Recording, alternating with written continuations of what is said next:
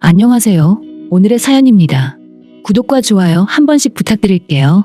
바로 사연 시작하겠습니다. 저는 30대이고 여성으로는 아직 많지 않은 변호사입니다. 이혼 전문 변호사로 활동하고 있고 그래서인지 여성분들에게 의뢰가 많습니다. 매일 바쁘게 일하던 중에 지금의 남편과 결혼했습니다. 남편과의 만남은 1년 전입니다. 저는 휴일에 혼자 카페를 돌아다니는 것이 취미였어요. 그럴 때 옆자리에 앉은 게 남편이었고 제가 떨어뜨린 티스푼을 주워준 게 첫 만남이었어요. 남편도 혼자 카페에 오는 것을 좋아하는 듯 했고 그리고 무엇보다 정말 잘생겼습니다. 백마탄 왕자님이 이상형이었는데 오똑한 콧날에 키도 크고 잘생겨서 첫눈에 반했습니다. 남편과 카페에서 짧게 이야기를 나눈 게 계기가 되어 순조롭게 연인 사이로 발전해서 작년 가을에 결혼했습니다. 하지만 평범한 회사원이던 남편과는 달리 저는 너무 바쁜 변호사였습니다. 점점 함께할 수 있는 시간이 줄어갔습니다. 계속 시간 내지 못해서 미안해. 정말 너무한다. 결혼한 지 반년이 넘어가는데 아직도 신혼여행을 못 간 게 말이나 돼. 그리고 예전보다 계속 비행기 값이 천정부지로 오르고 있다고. 경비는 내가 많이 부담할게. 우리는 여행 책자를 보며 신혼여행 계획을 세우고 있었습니다. 지금 여행하기에 좋은 계절이지만 반대로 여행 가려는 사람들이 많다 보니 하나부터 10까지 너무나도 비쌌고 괜찮은 숙소 예약도 못하고 있었습니다. 그런 상황에 남편은 점점 짜증이 났고 저는 저 때문에 이렇게까지 여행이 오래 걸린 자책감 때문에 사과밖에 못하고 있었습니다. 문제가 한둘이 아니야. 이래서 제대로 계획 세울 수나 있겠어? 진짜 이럴 거면 다른 사람과 결혼할 걸 그랬어. 진정해. 남편이 거침없이 속마음을 말해 저는 놀라서 할 말을 잃었습니다. 이해는 어느 정도 합니다. 제가 기념일이나 그런 걸 잘 못 챙기긴 하거든요.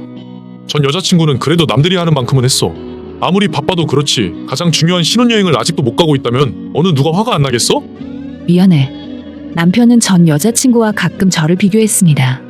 이럴 거면 전 여자친구와 결혼하지 그랬냐고 따지고 싶지만 평소에는 잘 대해줬기 때문에 남편을 좋아하는 마음이 변하지 않아 그런 말은 하지 못했습니다. 그래서 남편의 말에 상처받으면서도 평정심을 유지할 수밖에 없습니다. 변호사를 하면서 익힌 기술이기도 하지만 당사자가 된다면 견디기 힘들긴 합니다. 변호사라고 해도 똑같은 사람이기에 별 다를 게 없는 거죠. 다음에는 정말로 괜찮은 거지? 다음에 또 계획에 차질 생기면 가만 안 있을 거야. 남편이 압박을 줍니다.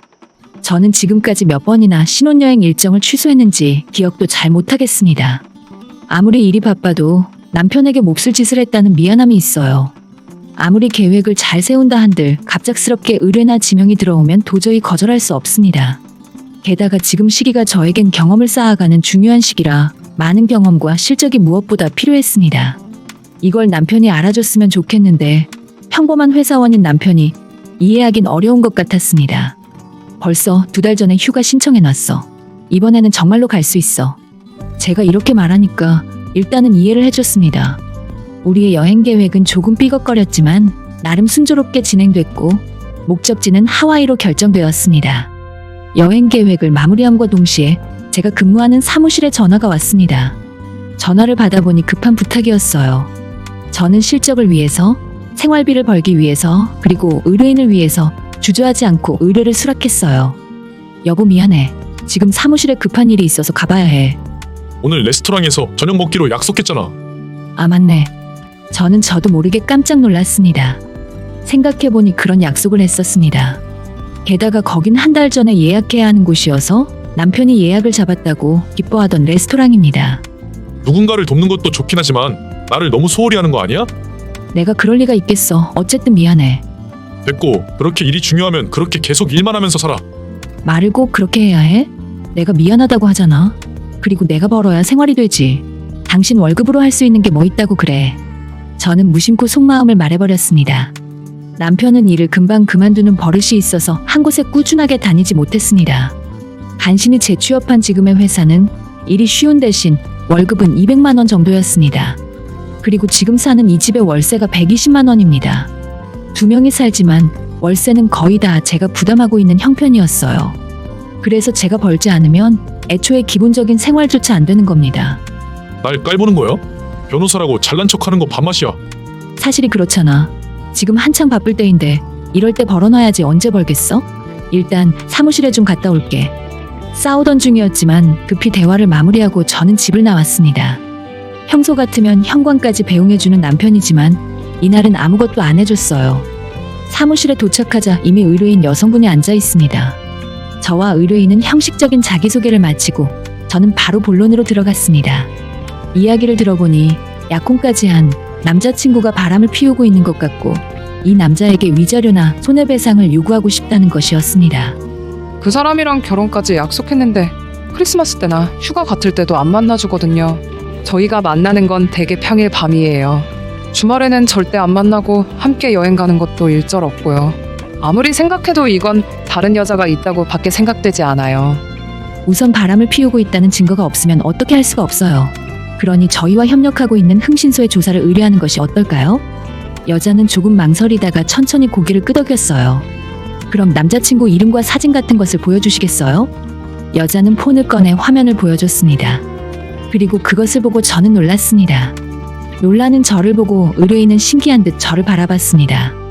몇 초간 몸이 굳었던 저는 정신을 차려보니 이마에 식은땀이 났습니다.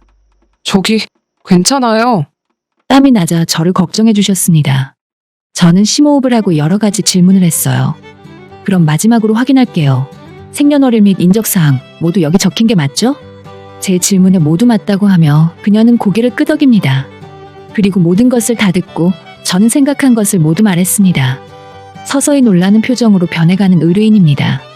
그리고 이야기를 마치자 세상에 이럴 수 있어요? 너무하지 않나요? 정말 말도 안 되는데요. 그런데 사실이에요. 아까 사진 보여주셨을 때 설마 했는데 인적사항이 모두 맞으니까요. 제가 그녀의 이야기를 다 들을 무렵에는 오히려 그녀가 저를 위로해주고 있었습니다. 이 사람 천벌 받아야 해요. 저랑 결혼 약속까지 했었는데. 죄송합니다. 저도 모르게 감정이 격해지네요. 어떻게 하시겠어요? 복수하고 싶어요. 여자를 농락한 남자는 심판해야죠. 지금부터 증거를 모아오겠습니다. 그렇게 대답하는 그녀를 보며 저는 정신력이 강한 여자라고 생각했습니다. 알겠습니다. 그럼 저랑 같이 싸워요. 네, 같이 복수해요. 다른 일거리는 없었기에 상담을 마치자마자 바로 집으로 돌아왔습니다. 집에 도착하니 집에 불이 꺼져 있었어요. 저는 남편을 불렀지만 대답이 없었습니다. 어디 나갔나 싶었는데 거실 테이블에 쪽지가 놓여 있었습니다. 내용은 2, 3일은 집에 없을 거라는 것이었습니다. 이외의 내용은 아무것도 적혀 있지 않았습니다. 손에 든 쪽지를 다시 테이블에 놓으니 전화가 걸려왔습니다. 전화를 걸은 건 조금 전에 의뢰인이었고 남자친구를 조금 전에 만났다며 증거를 모으겠다고 말했습니다. 의욕이 넘치는 것 같았습니다. 누구나 좋아하는 사람에게 배신당하는 것은 용서하기 어려운 일입니다. 그게 언젠가 결혼하자는 말까지 들었다면 더욱더 힘듭니다. 그녀의 이야기를 듣고 있을 때 저도 마찬가지로 이 남자에게 농락당했구나 하고 느꼈습니다. 하지만 제 마음은 갈대처럼 아직 흔들리고 있습니다. 남편이 집을 나간 3일은 눈 깜짝할 사이에 지나가 버렸습니다. 일이 끝나고 제가 집에 돌아오니 집에 불이 켜져 있었습니다. 아무래도 돌아온 것 같아요.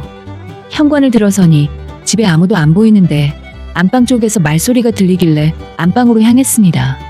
가까이 다가가니 남편의 말소리가 들렸어요. 그러니까 쟤한테서 다 쓰게 할 거라서 괜찮다니까. 그냥 위로금 같은 거야. 그러니까 와도 돼. 안방에 들어가니까 남편은 누군가와 전화하고 있었어요. 게다가 대화 내용이 마치 저를 욕하는 것처럼 들렸습니다. 저는 등을 돌리고 있는 남편의 어깨를 두드렸어요. 그러자 깜짝 놀란 듯 저를 돌아봅니다. 나중에 다시 걸게. 남편은 전화를 끊고 저를 노려보며 말했어요. 놀랬잖아. 인기척을 내야지. 일부러 그러는 거야? 노려보는 남편에게 겁이 질린 저는 얼떨결에 미안하다고 반사적으로 사과했습니다. 진짜 마음에 안 드네. 그건 그렇고 대화 내용이 어떠는 거야? 남편은 저를 의심해서 물어봤는데 저는 말소리는 들렸지만 내용까지는 못 들었습니다. 솔직히 아무것도 못 들었어. 그런데 3일 동안 어디 갔었어? 내가 어디 갔겠어. 출장 갔지. 저는 궁금했던 것을 그냥 물어봤을 뿐인데 남편은 거짓말을 하는 게 분명했습니다. 물론 저는 무슨 일이 일어나고 있는지 다 알고 있습니다. 거짓말하지 마. 회사 가방은 집에 계속 있었어. 가방은 다른 거 썼을 수도 있지. 지금 따지는 거야? 저번에 레스토랑 못 가서 안 그래도 화나는데.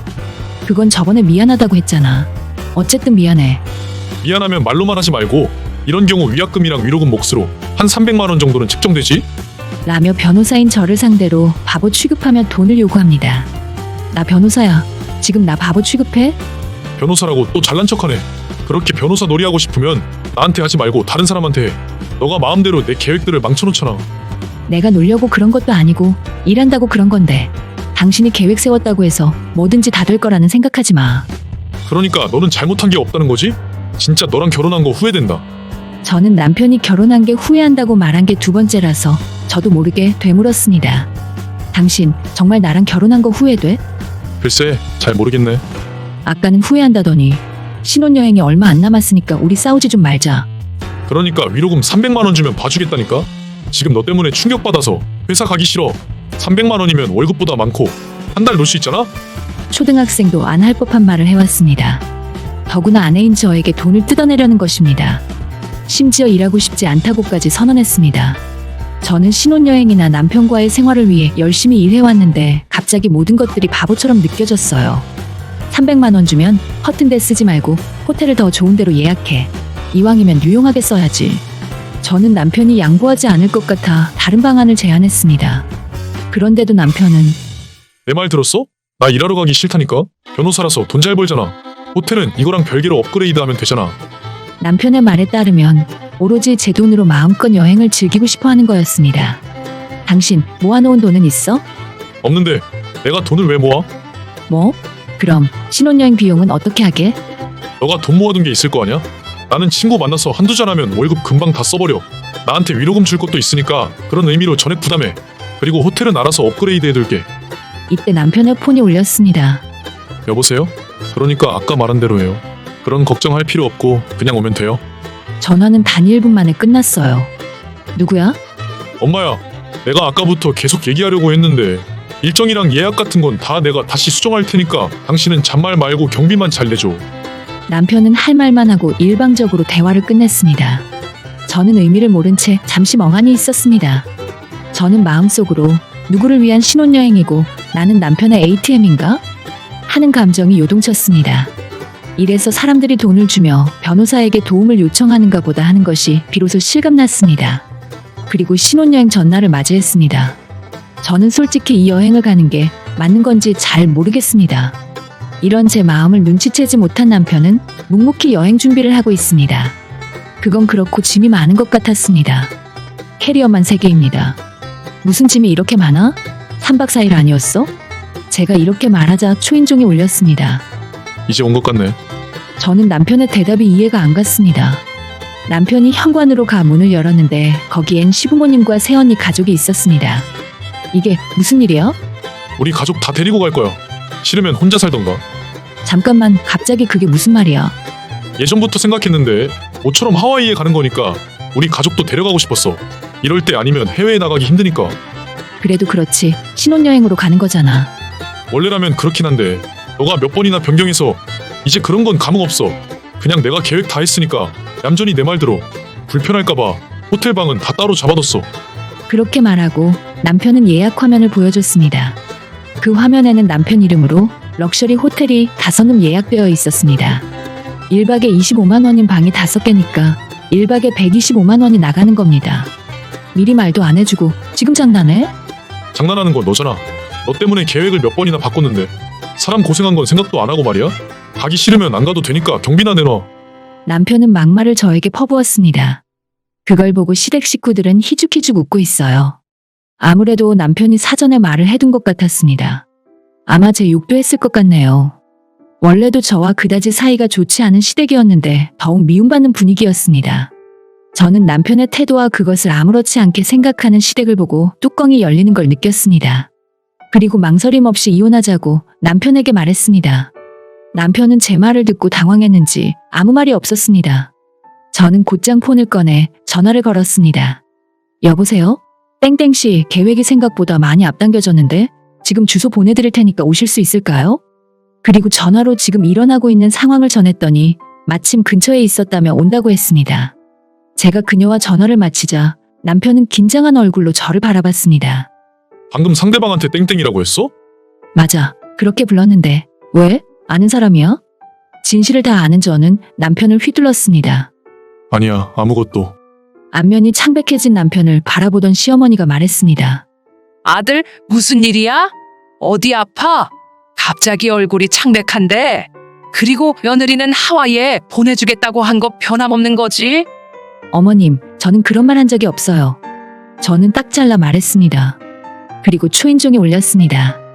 그리고 서둘러 땡땡씨를 집으로 모셨습니다. 거실로 함께 들어오니 남편이 넋이 나간 얼굴로 저희를 바라봤습니다. 그런 남편을 보고 그녀가 말했습니다. 안녕하세요. 당신이 결혼하겠다던 땡땡인데 이런 곳에서 볼 줄은 몰랐네요. 당신, 이게 도대체 무슨 일일까요? 제 질문과 갑작스러운 그녀의 출연에 시댁 식구들은 영문을 모르는 눈치입니다. 한편 남편은 이마에 땀을 흘리며 입을 다물고 있습니다. 뭐라고 말 좀 해봐요. 그렇게 가만히 있지만 말고. 이분이랑 결혼 약속도 하고 만날 땐 세상 좋았죠? 저는 단번에 진실을 들이댔습니다. 다들 나한테 왜 이러는 거야? 왜냐고? 이분은 제 의뢰인이에요. 당신의 행동이 수상해서 저에게 의뢰한 겁니다. 그런데 그 남자가 당신인 줄은 몰랐네. 믿는 도끼에 발등 찍힌 기분 느껴봤어? 이제 어떻게 해줄까? 난 꼬리 친 적 없고 저 여자가 날 꼬신 거야?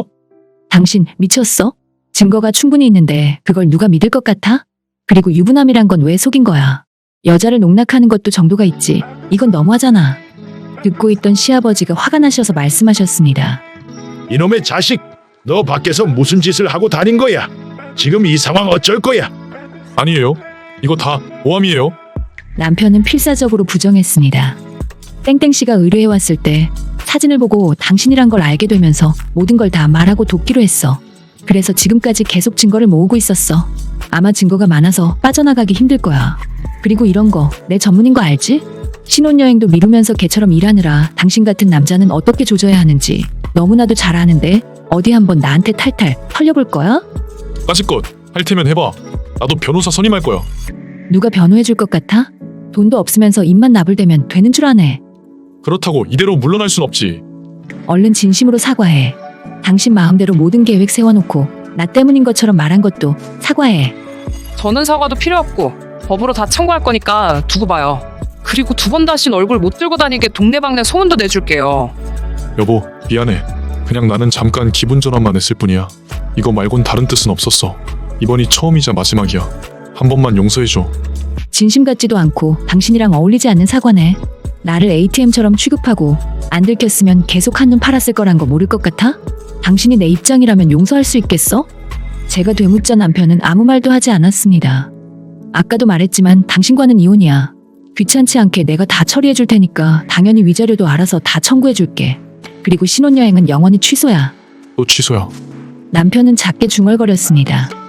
어이없게도 아직 갈 수 있다고 생각하고 있는 것 같습니다. 그런 남편에게 저는 분명히 말했습니다. 아니다. 여행 가고 싶으면 가면 되지. 모두 다 당신 명의로 예약해놨잖아. 그러니까 다 함께 하와이 가서 놀다 오면 되겠네. 어차피 지금 환불하면 얼마 못 돌려받을 텐데 당신 돈으로 다 모시고 다녀오면 되겠네. 그러자 남편은 이제야 깨달은 듯 눈이 휘둥그레졌습니다. 지금 예약한 것만 해도 수백만 원인데 내가 그런 돈이 어딨어. 여보, 다시 한번 생각해봐. 남편은 제 다리에 매달렸습니다. 저는 위에서 내려다보며 한마디 했습니다. 더러운 손으로 내 다리 만지지 마. 제 눈을 본 남편은 천천히 손을 떼고 바닥에 손을 댔습니다. 그리고 고개를 푹 숙인 채 바닥을 보고 있습니다. 그런 남편을 보고 그녀와 저는 마음이 조금 풀렸습니다. 시부모님은 믿을 수 없는 것을 보는 듯한 눈으로 끝까지 지켜보고 계셨습니다. 아무 말도 하지 않으시고 말이죠. 어머님, 아버님, 죄송하지만 남편과 여행 다녀오세요. 저는 이제 이혼 절차 준비해야 해서 함께 못 가요. 며느라, 남자가 사회생활하다 보면 실수할 때도 있는 건데 어떻게 한 번만 용서해 줄 수 없겠니? 아들이 용서를 빌잖아. 꼭 이렇게까지 해야겠어? 시부모님은 저에게 용서해주라고 하셨지만 저는 마음을 바꿀 생각이 없었습니다. 저도 사회생활하고 있고 용서를 빌어서 될 일이 아닌 것 같아요. 죄송합니다. 열심히 살려고 했는데 결국엔 제가 배신당했는데 용서하기가 쉽지 않아요. 그리고 저도 저희 집에서는 소중한 딸인데 저희 부모님은 용서하지 말라고 하실 거예요. 제가 이렇게 말하자 시부모님은 아무 말도 못하고 고개를 돌렸어요. 당신한테 땡땡씨 거랑 내 것까지 합쳐서 내용 증명 보낼 테니까 나중에 잘 읽어보도록 해. 여행 잘 갔다 오고 이 집은 내가 계약했으니까 돌아올 땐 다른 데로 가. 비밀번호도 바꿀 거야. 그렇게 말하고 저는 땡땡씨를 데리고 집을 나가려 하니 남편이 울부짖었습니다. 나이든 남자가 부모에게 매달리는 모습을 보니 진심으로 한심했습니다. 신혼여행을 계속 취소했던 게 약간은 미안하지만 그래도 용서하지 않고 이혼하기로 마음먹은 건 잘한 것 같습니다. 그 후 땡땡 씨는 새로운 사람을 만난다고 하고 전 남편은 부모님 집에 들어가서 산다고 합니다. 길에서 한 번씩 볼 때가 있는데 머리에 탈모도 좀 생긴 것 같고 살도 좀 빠져 보였습니다. 모든 게 다 뿌린 대로 거둔 거겠지요. 지금은 바쁘지만 나중에 저도 좋은 사람 만나서 진정으로 행복한 신혼여행 갈 수 있기를 기대해 봅니다. 끝까지 시청해 주셔서 감사합니다. 그럼 다음 영상에서 다시 뵙겠습니다.